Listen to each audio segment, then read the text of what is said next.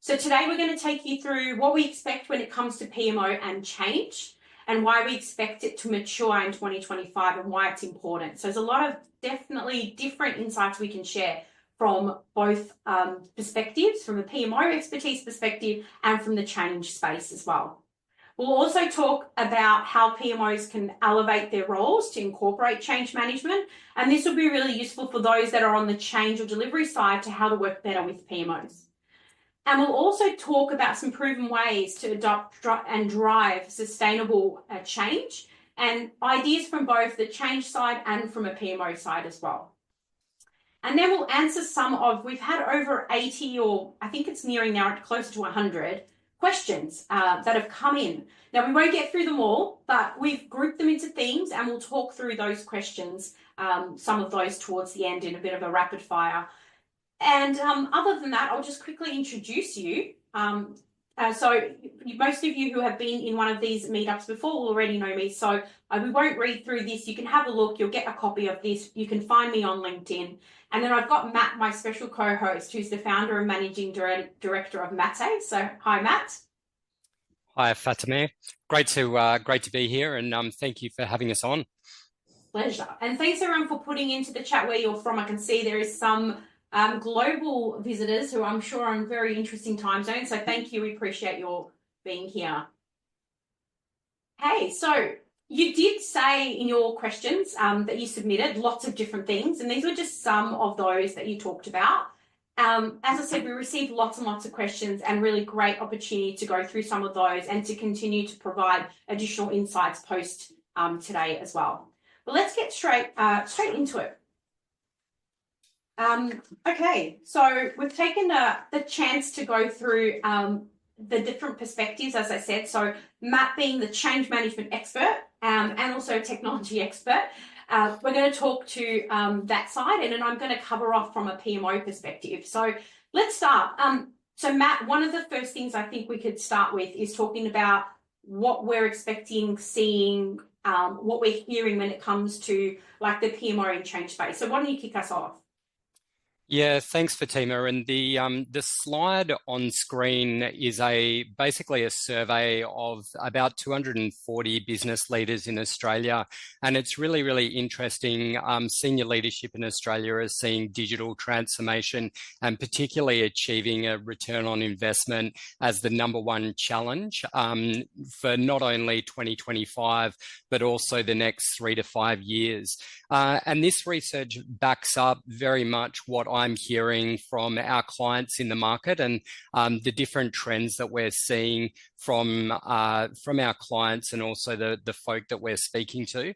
And that, I guess what I'm expecting or seeing is that executives and boards are, I guess, transitioning their focus to really look at benefit realization from their transformation programs. And there's a significant shift to not only, I guess, investing in transformation or technology project delivery, but also tracking the outcomes of the technology implementations and ensuring that there's a return on investment. I think previously for businesses, if you think about a manufacturing business, the biggest investments were in things like plant and equipment. And it was very, very easy for boards and executives to track return on investment. They could look at throughput, they could look at volume of outputs. With technology, I think what's happened over the past 5 or 10 years is organizations have invested significantly, and now technology is their greatest investment if you look at a line item in the P&L. And then from there, but what they're not able to do is get those tangible measurements of return on investment or being able to de-risk business or change their business risk profile. So we're seeing a greater focus on what happens post-implementation. It's a good segue to one of the observations that I've been seeing and hearing. So a lot of clients from a PMO perspective, they're faced with sort of two scenarios. So you're either in an organization, a department, or a team that has both a dedicated change management function, being a change management center of excellence or a, head of change with a core group of people underneath. Or you are on the other side where you might have some change management resources sprinkled across programs and projects, but there's no sort of centralized function that brings them together. So from a PMO perspective, what we're finding is that there becomes a need to start to fill some of those gaps. And so PMOs, and especially the ones that I've been speaking to, are trying to bring in and influence some of those really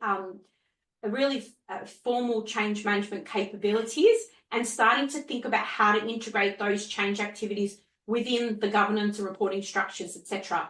And so effectively, you've got trying to embed change without dedicated change management teams, or you've got trying to do so with a change management team, but there is a disconnect between how PMOs and change historically are working together.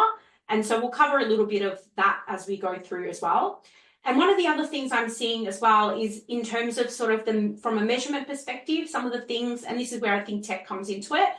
So some of the things that PMOs are trying to focus more on is things like adoption rates, so adoption of new processes and tools and behaviours, and thinking about things like stakeholder readiness. Typically, you see that happen really well in change, but in PMO space, there's usually a gap depending on the capability of the organisation. And then also things like risk mitigation, etc. So I think between those perspectives, depending on whether people are sitting in we have dedicated change management, which is great, it's mature and capable, or you're sitting on the other side where you don't have it and the PMOs are trying to plug those gaps. So I think there's a little bit of that at the moment. Is that something you're sort of seeing, Matt, with some of the people that you speak with? Yeah, Fatima, I love that example that you presented and the different models because it's very consistent with what we see. And I think what you're highlighting there is what we're seeing at a board and exec level is that the PMO is being asked to report on things like adoption and embedment and benefit realization to board and exec. And where we're seeing the crossover into change is a lot of the leading indicators associated with those metrics like adoption that you mentioned are actually the domain and change managers are the domain experts. So this is where I'm seeing it's a great opportunity for PMOs and change teams to come together to be able to meet the needs of the executives and board level reporting, but also to deliver greater value to their organizations by collaborating more closely together. And that's where I think there's a huge opportunity, not only in 2025, but moving through the next few years where we'll see PMO and change coming more closely together and looking to drive business outcomes as a collective. Awesome. And I think we've got a couple of examples of that in just a minute, which we'll get to. And I think one of the things, Matt, you and I speak about a lot is like that whole benefits realization piece, which is often the neglected, at least in the PMOs I work with, is often the thing that is least thought about because it seems to be someone else's problem. So I think we can definitely talk about ways to integrate those PMO and change to help drive the benefits as well. For sure. Okay, so let's share a little bit more. So I did a little bit of a quick Google search this morning in relation to project management office and change management globally and the interest graph over time using Google over the last 12 months. So I've noticed, and being in PMO for the last 20 years, and Matt almost as much in change management, I've seen a significant shift in PMO and change management. And at the moment, in the last few years, there seems to be a very much increase in popularity for PMOs, more than I've ever seen before. And I've been following this trend for the last 20 years. And that's not for the lack of trying over the past, but there's been more emphasis in this space. And I think this is a real big opportunity for change management, which, as you can see from the graph, the blue line is change management and the red line trending upwards is actually PMO. So I think that there is probably, looking at this, a view that maybe there's some stagnation there, but working together, I think change management and PMO can equally promote each other and start to work together better. And where there isn't change management, the PMO can step up and try to bring that sort of visibility to the need for change. So I think there's definitely some things that we know are better off, such as having those change management practices to drive some of those outcomes. We also know that having good change management also drives organisational agility and resilience. And in the last few years, one of the big gaps has been the impact of agile based, small a agile, big A agile, and how we actually incorporate change management to drive the behaviors that we want to see in these organizations. So I think there's a balance between the two. And I think that there is definitely evidence to suggest, A, that change management practices embedded will drive greater outcomes. There's lots of studies on that. And B, with the PMO's rise in popularity at the moment, I think there's a really good opportunity for PMO and change to work together. So we're both trending upwards. I don't know, Matt, if you've got any thoughts on that. Yeah, there's a couple of things you mentioned, Fatima, there. The first one was agility. One of the trends we're seeing with our clients is a real push to increase the agility of the operations of the business. So not necessarily agility in tech delivery or PMO space, but in the operations to be agile and to be able to adopt change and adapt to new and changes in market condition in a more agile manner. And I think there's a great opportunity where typically your PMOs and your projects have got a good handle on those things that drive agility for their area of the business, for the change managers to be an interface to help basically the organization drive its agility in that space. So I think there's a real opportunity there, especially as you describe, if change and PMOs are working more closely together. And the only thing I'd add as well, just that you prompted, is I think it's important not to assume that all PMOs have the capabilities of change managers. They have different skill sets, and there's definitely some similarities in some of the things they do. But I think for PMOs that are here today, or teams that are running PMOs, reassessment of your skills and the structures you have within your PMO to ensure that those people that you are working with can support those change initiatives, particularly if you don't have change management as a function in your organisation as well. And Fatima, we're also seeing a trend with PMOs, or I guess one of the big pulls that we're seeing is how can we upskill people within an organisation to have a greater level of change management understanding and capability, both people within the PMO and then also people within the operations area of the business. So a lot of the support work that we're doing when we roll out the Matae technology, it's also building change capability across the organisation within PMO and then also external to PMO. So that's a good segue then to our next point. So I like to sort of use this visual, very simple visual, to articulate sort of typically what we're seeing. Of course, there's some separate situations where things may differ. But holistically, I like to sort of think of it as, for a long time and for as long as I can remember, when we think about change management typically aligns to project management delivery. So, even 20 years ago, when we see change management, they're usually embedded in delivery. They're working closely with the project managers, program directors, etc. Yes, they might interact with PMOs, but seldom. And then you've got the other side. So same project management delivery teams working alongside the PMO. And so if you think about change management, I like to sort of say that it focuses outwards. Think about driving adoption. Matt was just talking about that, managing stakeholder benefits realization, preparing teams for what's coming. So often they're thinking about those operational teams that Matt just mentioned. When we think about the PMO, I like to sort of think about them as focusing inwards. And when I say inwards, it's talking about sort of governance of projects, supporting the project managers, the project delivery teams, and ensuring that delivery is on the right track. There is a gap between those two. And so to drive real success, the two disciplines need to work together. So this is where an alternative view of what it could look like makes more sense. Now, there's nothing revolutionary here, but fundamentally what we're saying here is that when we think about change management and PMO taking a different approach to traditionally what's been done over the years, and having seen this in many, many organizations, When we are not aligned, we're focused outwards and inwards in different directions, there's actually a bit of a gap in terms of how we can align and execute on business readiness and that change that's needed. So I think the sweet spot is in that middle, and it enables us to make sure that we're not just delivering from the perspective on paper, but we're actually driving change that will last within the organization. So there's obviously ways of integrating the two together, and we can talk about that in a moment. But any thoughts on that, Matt?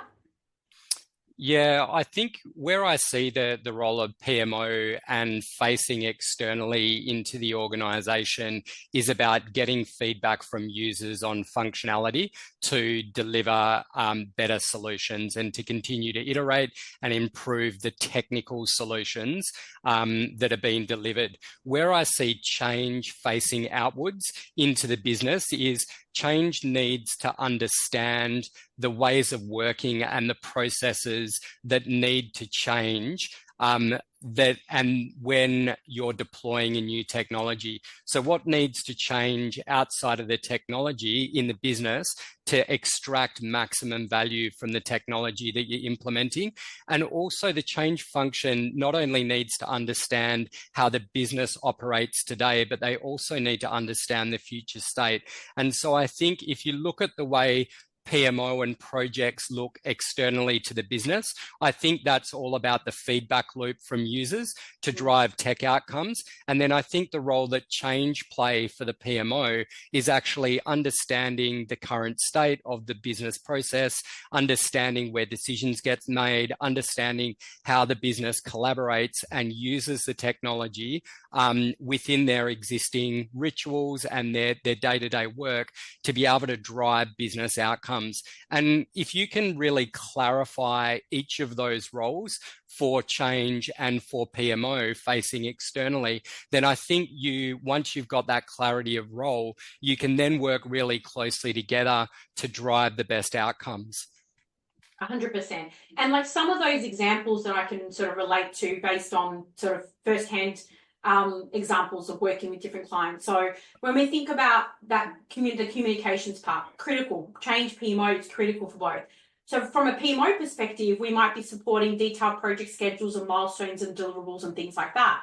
On the change management perspective, we might be developing out the comm strategy that's going to keep stakeholders informed. When we integrate both those plans, the PMO can make sure that the communication about the key project milestones is delivered, but also how those milestones will impact the business, how those milestones are going to help stakeholders understand the full context, how to help support change in reducing resistance. So that's like one specific example that I've got. Matt, do you have an example? Yeah, and I've just following the chat, and Jen Zuber, who's an amazing change thought leader, popped a note in the chat that change also basically has the view of BAU change and what's happening outside of what the PMO is delivering. And I guess where I'm hearing Jen coming from is that the change team can also help the PMO get a perspective of what is the capacity and the volume or the capacity of the organization to actually adopt new technologies and be involved actively and support deployments. And by providing that portfolio view, really help inform strategic decisions at the PMO level around when they deploy, what they're deploying, and then beyond that, how they track benefit. So Jen, thank you for that ad. That's a great ad to us.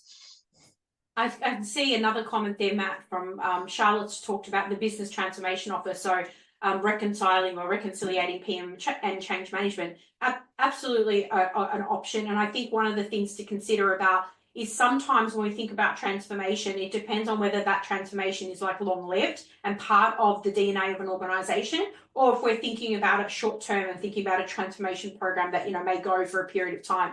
That just then determines how much an organization is willing to invest in some of these things as well. So yeah, absolutely, absolutely really relevant, particularly the operational focus.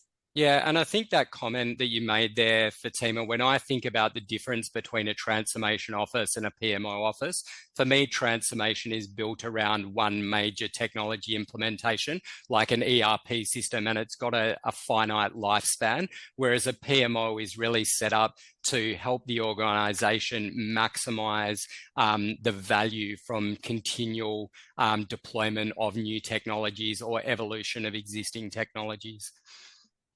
And I think the other thing then to add as well, thinking about that focused of depending on what that change is. And again, of course, some of the terminology we're using here may be different from company to country, which is fine. But even thinking about things like getting training and readiness programs. And so, you know, the PMO might be supporting the systems and the tools and the implementation of them, whereas the change management team and resources might actually work to help develop out the collateral needed to help the end users in how to use those systems and tools. And then there's a role there in terms of ongoing adoption and then maintenance as well. So I think there's lots of ways to bring these things together. And particularly because when we talk about change, the comment made earlier was change management has a greater depth of relationship, depth and breadth with operations that lots of PMOs typically don't unless they're at an enterprise level. So I think there's definitely some learnings between the two for sure.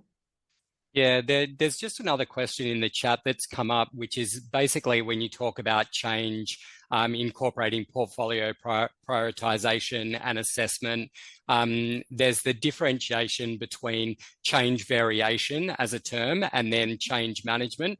One of the things that I like to call change management as an alternative is actually embedment or supporting the embedment of technology and new ways of working.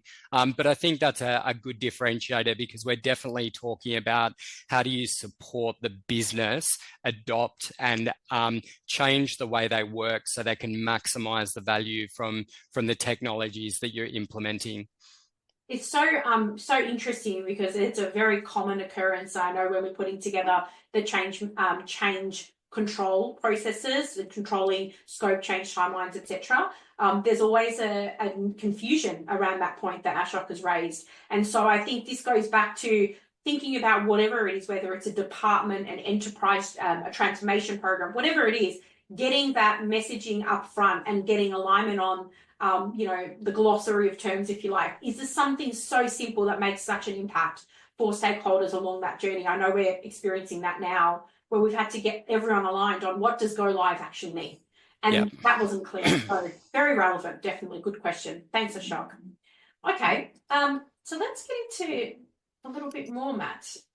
So this is a bit of a favorite slide of mine to present. And basically I use Formula One as an analogy for the way change and project teams work together. But typically in the pre-season of Formula One, I equate that to what change and project teams do during the early stages. So we do solution co-design, which is like building the car. We work in agile manners to iterate and get feedback. And typically your change team really work on the analysis part. So who's going to be impacted by the change? What are those impacts look like and when are they going to be felt?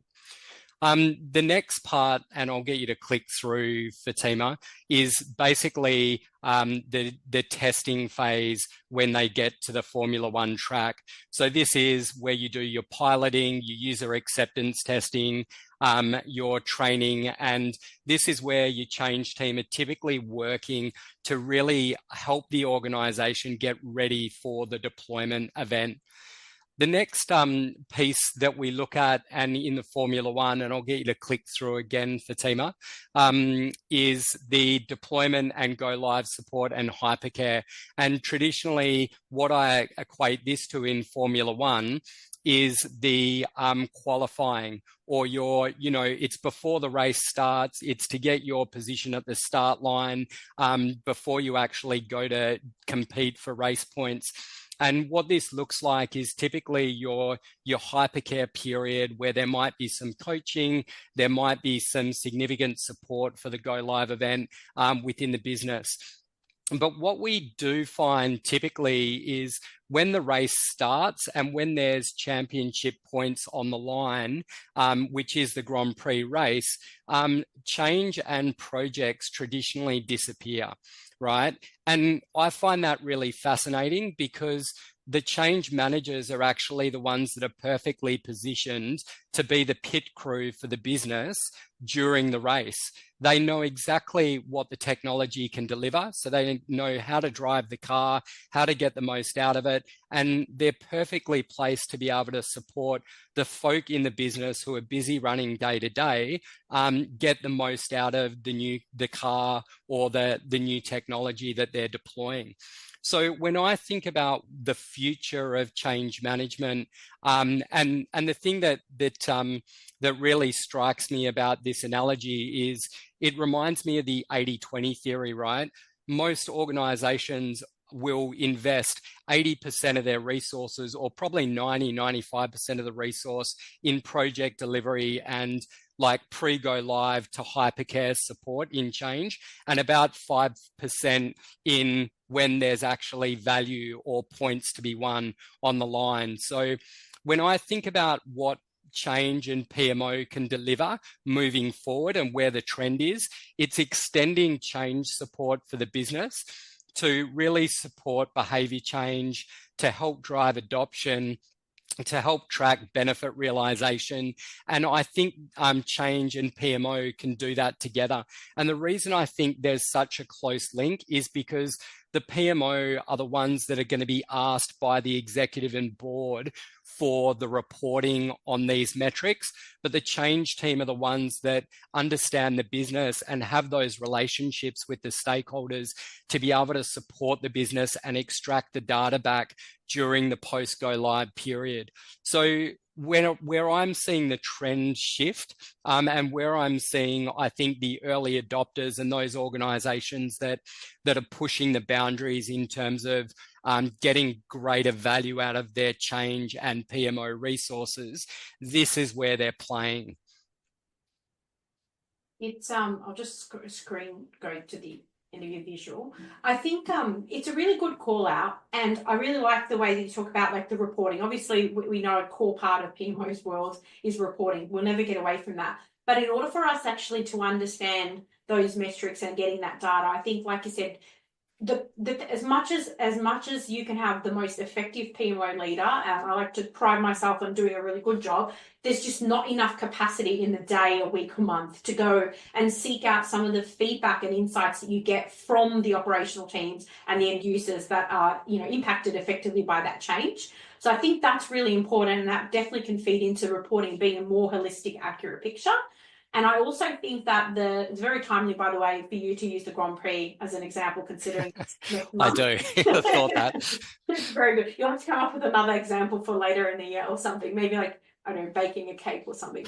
But yeah, no, I think it's a really good way. And one of the things that you, when you've shared this with me in the past, I think sometimes we talk about when projects finish, usually the project managers gets reallocated onto something else and benefits fall off the cliff because there's not been a direct handover of those benefits into operations, into finance, into BAU, wherever it's going to go. So I think integrating that at the beginning and all the way throughout the project will definitely garner a better result. Yeah, and I think you're 100% right. And Jo Rinaldi, who's another one of my favourite change folk in Australia, nice to have you on board, Jo. But she mentioned that performance scorecards post go live and then maintaining goals and not just reaching it are a really important component. And I think what I'm seeing and the shift that I'm seeing where organisations are doing well in this space is they've got a discipline around identifying the leading metrics associated with their benefit realization targets. And often those leading metrics are around people. So they're around behavior change and tracking adoption, with the intent that once you shift behavior and you get the right levels of adoption, then that will the outcome of that will result in achieving the benefit realization targets.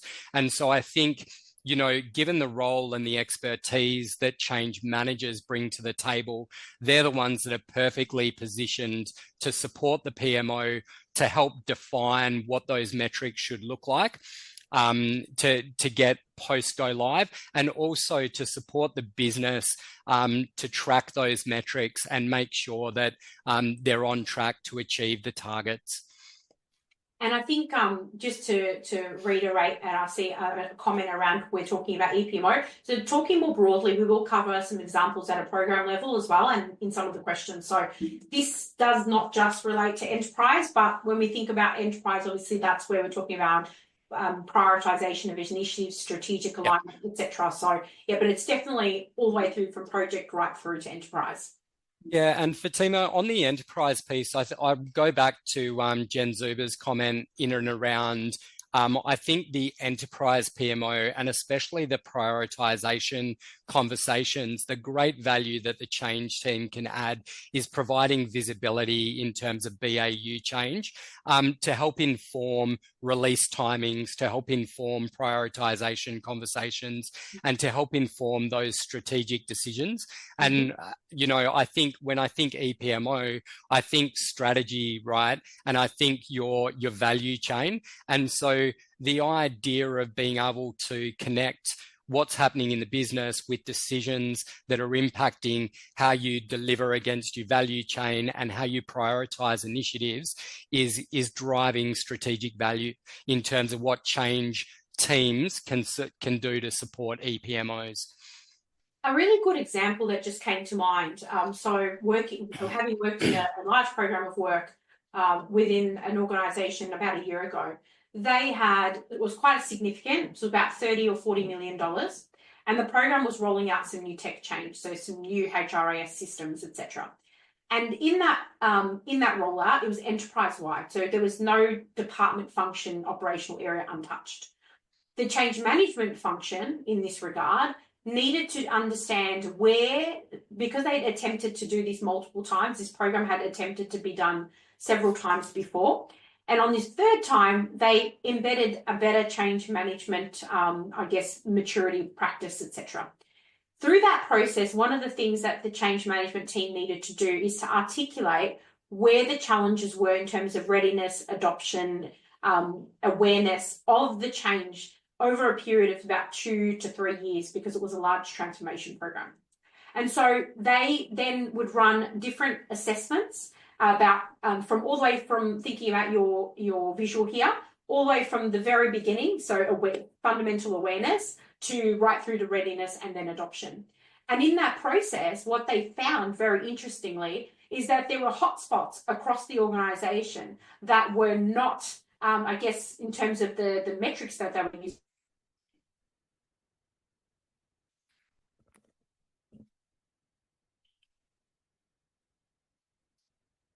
Now, what happened in that regard is that those change management resources worked closely with the PMO and the broader program PMO, and they came up with strategies on how to address these hotspots. And so there was everything from developing specialized training, or there was specific comms, there was putting posts on billboards. There was all these different sort of changes, and the PMO helped to embed that into the timelines and update the schedule accordingly. And if it wasn't for them working together, there may not have been that visibility up to the executive level, which the PMO had control at the time.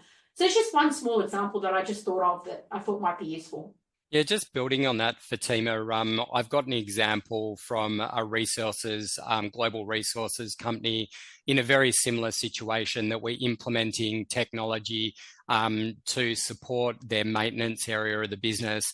And they'd had 5 attempts at implementing the technology and aligning the roles around using technologies across their different sites, and they'd failed 4 times. And on the 5th attempt, the one thing that they did is they used change management assessment tools like you're describing at different milestones across the delivery and post-go live period. And that enabled them to identify where in the organization there was resistance and to be really specific about basically the tactics and the engagements that they used to bring everyone up to speed and get them moving at the same pace, right? Because what we typically see with large scale deployments is one area of the business will charge ahead. They'll be the early adopters. They'll smash it out of the water. And then you'll have pockets in the middle. And then you'll have 1 or 2 or 3 that are really lagging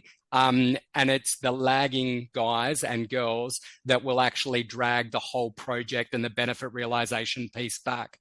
So what I hear you're describing is the importance in the change tools that you're using to be able to identify the specific groups in the business and areas in the business where you need to focus effort, I think is really important. And I think there's a great role for technology to play in that.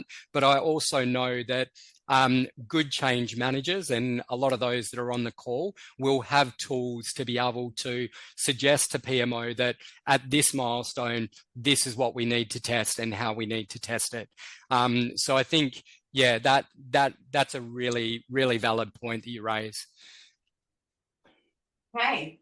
So I think hopefully we've convinced everyone that there is obviously importance around change management, but let's talk a little bit about why do we think change management is going to mature more so in 2025 and what's important, what's driving it. So maybe Matt, if you want to kick us off with your thoughts on that. Yeah, look, I think the key thing is greater level of executive and board focus on benefit realizations. And we spoke about that at the top, so I won't go into it in more detail, but I've definitely seen a shift, especially with the large scale transformations. And where you're talking that the board is looking at, investment in the hundreds of millions of dollars. We've got a client in the US that's looking at $1 billion ERP implementation program, which just blows my mind, that number. It absolutely blows my mind. But when you think about the scale and the scale of investment, it makes sense that boards and executives are really, really focused on the benefit realization piece and post go live, because at the end of the day, they're looking after a shareholder value and return on that investment. The other area that I see, Fatima, and this, when I'm talking to executives, they talk typically in two areas. So they talk about what's going to return value and grow the bottom line, and what's going to reduce our risk profile or shift our risk profile so we've got reduced risk across the business. The other thing that I see that PMOs and change managers will need to do moving forward is connect what the technology and the change is doing to how that supports reducing business risk across a business's risk profile. They're the two things that I'm continually hearing that I think will drive the maturity in 2025.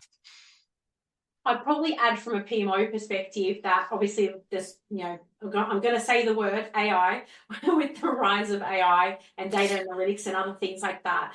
Having the ability to sort of track and predict both project and change management outcomes is going to become more sophisticated. We're already seeing many, if not all, the PPM tools out in the market as a starting point. I've already embedded that over the years, and some are accelerating that at pace at the moment. We're also seeing that the maturity around these is starting to increase as well. We're seeing plugins to things we use day to day, like your Microsoft Teams, etc., that are there to help test some of these sentiments. And it's one of the things that, again, that Matae does as well, which is good to know. Thinking about adoption rates and sentiment analysis, like, for example, one of the things, just standard technology that exists in almost every organization, whether it's Confluence or SharePoint. Simple things PMOs can look at is the number of times that someone is visiting a particular page in terms of like a process or a how-to guide, or wherever the information is mostly being sought after, and then focusing some effort on understanding why people are going to that point and then evolving that further as well. And again, that's not something you need technology for, but it's something we can do today, whether we're a small PMO or a large PMO. And then I think the other side of it as well is, I mentioned earlier around the PMO plug-in gap. So as much as we've got really skilled change management people out there, unfortunately, in some organizations, regardless of whether you're big or small, they sometimes don't want to fund those resources for whatever reason. And we want to change that. But in the absence of having good change management capability in-house, we need to think about how we as PMOs ourselves can uplift and upskill so that we can be change ready and looking at embracing that sort of change culture that you would get from having that sort of resource in-house as well. So I think there's things you can do tech aside, but then also we're seeing a shift, and PPM is becoming something that's becoming a lot more prominent as well. So yeah, there's a couple of thoughts there. Yeah, Fatima, and there was a question about resourcing change teams in terms of size of team and where do you get those resources from in the chat. And I think one of the things that I would share is I've seen businesses look to upskill their, business resources or operational resources in change. But typically that needs to be supported by someone with change expertise if you're going to take that route. And I've seen it done really well where organizations bring in a small change or team of specialists to upskill their BAU resources for projects. And those change specialists work as coaches and advisors to the BAU folk who are on temporary assignment. And then I've seen obviously organizations that have built dedicated change management office capacities with dedicated resources. So I think it's really that question, and the answer to that question is it's dependent on organizational capacity, resource availability, and also size of project and size of and complexity of the PMO that you're managing. I would always advocate for using specialist change management resources in some capacity because they do bring a detailed knowledge of tools, how to apply tools, and how to engage with stakeholders in a way that is going to get the best response and best level of engagement out of those groups. And from my perspective, what I typically would start by asking is, first of all, understand what the capabilities that are needed. So you got to start and understand what you've got or don't have within your program, your department, your enterprise, and then understand obviously where the capability gaps may be.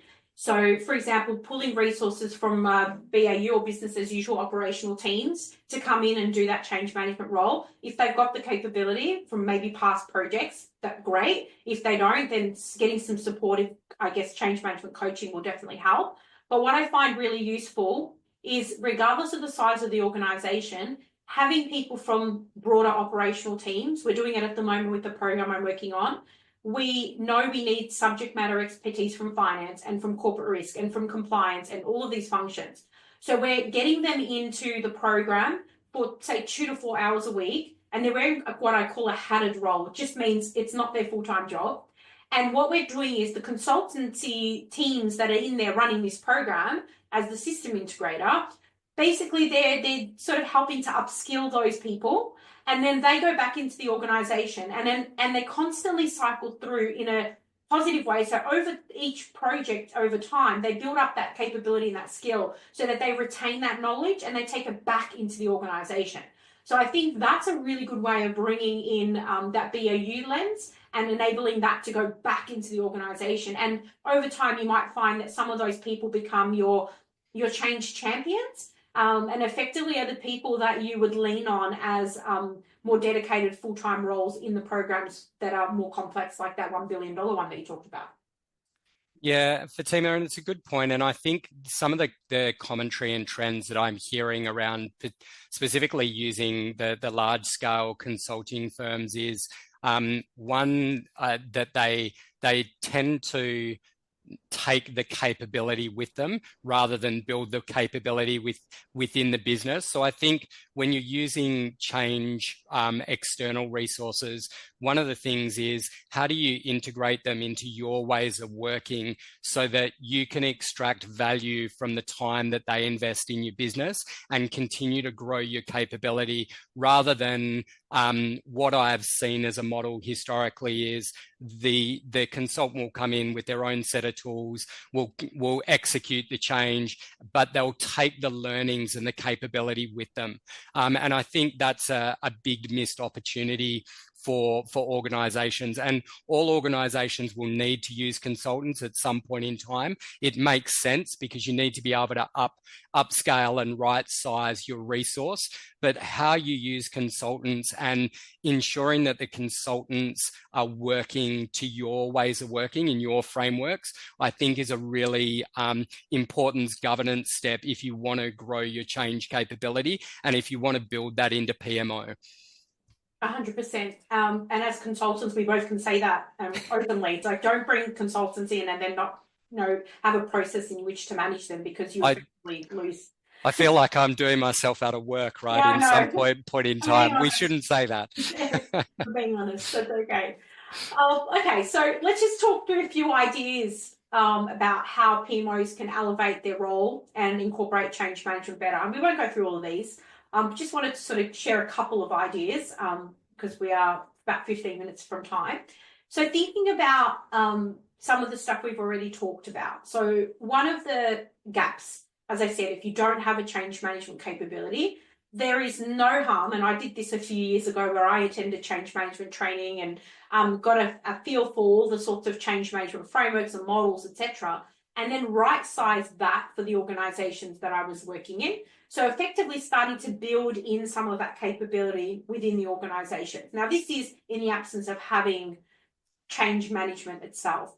One of the other things that I love to emphasize and do, so as part of what we do in terms of the AMO way, is we help companies identify change and execute it. Now, the change, I'm not talking about $1 billion ERP programs, but they are micro changes. So this is where I may suggest introducing micro projects, and doing that enables us to run enterprise-wide visibility of all of the sort of micro changes that we need to make. And think of it as like a rolling continuous improvement program. It's something that a PMO can fundamentally facilitate and drives really good outcomes.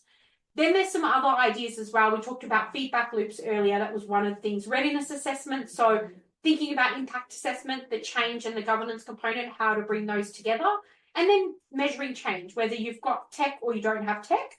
If you do, great. Leveraging the tools that enable you to do that as well is another opportunity. And then the framework. So I wouldn't go and build a project management delivery framework without integrating some elements of change. And if you've got the ability to have change people involved in that process, by all means, absolutely include them in that process as well. They're just a couple of quick examples. Matt, did you have any you wanted to share? No further examples, Fatima. Obviously, we collaborated on this prior, but I think what I would say is, and just reinforce the point that you made there, that as you're building out your frameworks, I think it's really important to have your change and your PMO stakeholders at the table, because not only do I think it's important to align on the roles and have a governance structure in place that defines that for what change will do to support PMO and what the PMO will do to support the change team. I also think it will open up opportunities for the PMO to think about how they can mature their reporting by integrating change metrics. And it will open up a whole lot of opportunities in regards to identifying how, by collaborating between change and PMO, you can add greater value for your stakeholders, your exec, your board, and your general business stakeholders who are going to be recipients of change. So I think there's, getting together and having that conversation about defining what that looks like and what the roles look like is a really critical step if you want to get your PMO and change to work really well together. And in the spirit of PMO, make sure it's documented. So clearly establish those roles and responsibilities, align those roles and responsibilities across your life cycle, and understand how and where they fit in with or without having a change management function. So make sure you have that aligned as well. That'll help everybody to be on the same page as well. Yeah, and it's a great step to go through for your external stakeholders as well. If you can go to your executive or your GMs and go, this is what PMO is going to do for the business. This is exactly what change is going to do for the business. This is where our crossover is and how we work together. And these are the reporting outputs that we're going to deliver. So you're going to be able to make better decisions. I think that's a huge, in terms of positioning the value of PMO and change working together, I think that's a huge benefit of taking the time to go through and clearly define the roles and the crossovers and collaboration points. Okay. So just quickly share a couple of insights very quickly on this example, and then we'll get into some questions. So there was this particular organisation was a large government program, so it wasn't an enterprise; it was a government program. They had a Big Four consultancy running the change management and was fully integrated. So they had a complete change management team, and again, it was a Big Four consultancy. And in that process and in that time, there was a lot of gaps and there was a significant turnover of their change management resources for whatever reason. Maybe because they were unable to drive outcomes, maybe because the environment they were in was very, very low maturity. But there was fundamentally flaws in the process, in the way that they were rolling out, the responsiveness they were getting from the internal teams as well. There was quite a significant challenge in and amongst this organisation in this large program. So one of the things that they had to do is figure out how to change the way that they're working. And partway through the program, around the testing phase, they ended up having a change of head at the PMO level. So at the time, they were just having a project manager leading the program under a program manager, no PMO. And then they brought in a PMO. And this is where we ended up coming in and actually understanding what the lay of the land was and what some of the challenges were. The PMO and the change team started to work together. They started to integrate and work together to develop, or reset rather, a structured framework for how we were going to implement and execute this change, both from an internal delivery perspective, but also from an external stakeholder perspective. We had the roles and responsibilities, your process, your tools, all of those things were done. But we embedded structured change control processes at the entry and exit gates across the life cycle. We also made sure there was clarity around what training was needed and at what points, and embedded that into our timelines. And we also made sure we redefined the role of change management, because at the time, as I said, it was focused very much outwards, and there was no sort of internal support for the delivery teams that were responsible for driving the internal change. So too much emphasis externally and not enough emphasis internally. The low maturity environment did not help. This program had cycled through 3 program directors until the 3rd time, and I'd cycled through 3 or 4 change managers until finally the only thing that made this change happen was not the resources, but it was the change and the PMO working together. That was the single biggest impact to the program being successful and delivering. So just as a small example of how a well-structured, sustainable, integrated way of working between change and PMO in a program can actually come back on track. Fatima, thanks for sharing. There's a question in the chat, and I know we're short on time, but the question was, should the push for change management come from the PMO or the business? I think my comment here is, I feel, and in my experience, change management has found it very difficult to get a voice in a lot of organizations and to get traction for support. And I've also seen that a lot of stakeholders in business who make decisions, they don't understand the change processes or the value that change management can add. So my response to the question is, should the push come from change management or for change management from the PMO? I think change management needs advocates at the highest level of the business. And if you're a PMO director, I would strongly recommend that you advocate for your change team and investment in your change team, because otherwise I'm not sure, depending on the organization, that the change team will be able to get the traction that they need.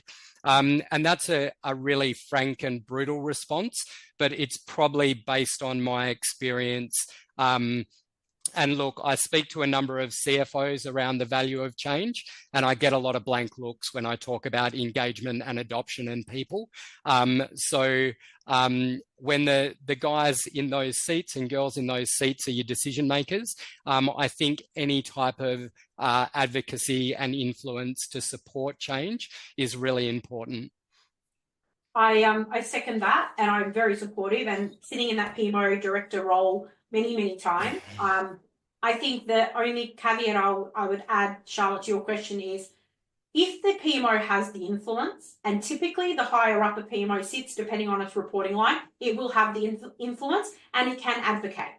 Where it doesn't, and I've been in many roles in the past that just doesn't have a seat at the table, or doesn't have strategic alignment, doesn't have any authority really, you'll struggle. So I think that depending on who has the greater influence, whether it's change or the PMO in the organisation, either way, advocating for each other. And I think that particularly when I think about it with my consulting hat on, when you're going into an organisation, you're saying you've got challenges in this space over here with all your governance, and then you've got challenges when it comes to change management. By suggesting that you can help bring the two together and solve effectively problems in both camps with a joint approach is going to be far more greater and more likely that they'll invest the resource, the time, the capability, the capacity needed to help to influence and improve the organisation, the program, etc. So yes, budget 100% is the challenge. But to get budget, you have to, going back to my micro projects idea, if you can start by identifying, I do this in every single PMO I run, identify all of the micro changes, and micro changes are things you can fix within a day or a week, no more. And doing that, then you can start getting runs on the board and cross-promote visibility internally and externally to drive influence, and then people will want to bring you on board to do more in their areas. And that's already happening in a number of examples I can see. So Matt, I think got almost 100 questions, and I went through them before we put our presentation together. And I think we've covered a lot, not all of them. So I'm sure there's probably some subsequent questions we can think about what we haven't covered and distribute. If anyone has any additional questions that haven't been answered, or if you really feel strongly about getting an answer, send me an email and I'll see to it for us to get a response to you, and we'll try to get that back to you. Just to close out a couple of quick points, Matt and I are doing a joint PMO change governance workshops, and these are corporate workshops that we'll be facilitating, where we work together to help you understand the role of PMO and change within your organisation, what alignment looks like, looking at your existing structures, making suggestions on best practice and what's worked elsewhere, and then help you to really define an action plan to move forward. And that may include supporting you with the business case, guidance to execs, or it may just be some recommendations that might change the trajectory of your function. So if you're interested in that, I'll put a link in the chat just to put your interest for that. And then quickly, one other thing that Matt would talk about, he's briefly mentioned tech. So I just wanted to quickly go to that. Yeah, as part of our organisation, Matae, we've developed a significant technology platform that is around delivering change management intelligence.